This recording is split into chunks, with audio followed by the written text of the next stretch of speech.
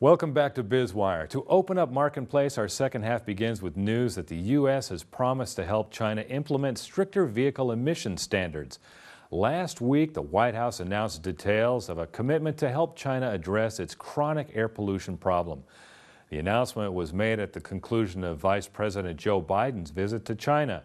The visit had originally been planned to focus on economic cooperation between the U.S. and China, but came to be dominated by the escalating geopolitical tensions in the East China Sea.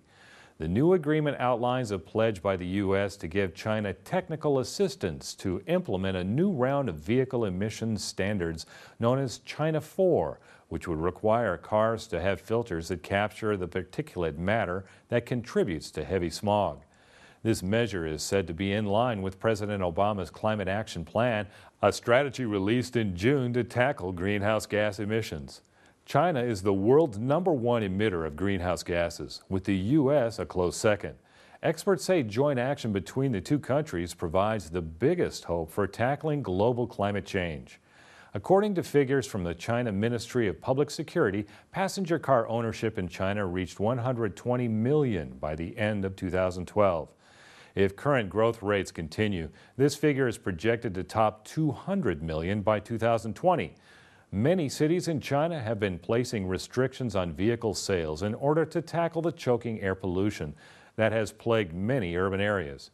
China is currently in the process of implementing its fourth stage emissions standards, or China 4 diesel standards, which would cap the permitted sulfur content of exhaust fumes at 50 parts per million next year, down from the current levels of 350 parts per million.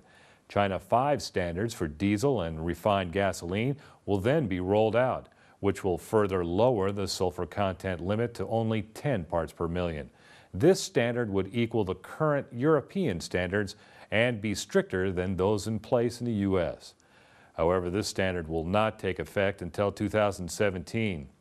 One U.S. official noted that China has made clear that it wants to move forward in an accelerated way that will have far-reaching impacts on air quality and public health. The official said the U.S. Environmental Protection Agency and Energy Department officials will join hands with Chinese counterparts in the modeling, testing, and other technical research required for the development and implementation of new emission standards.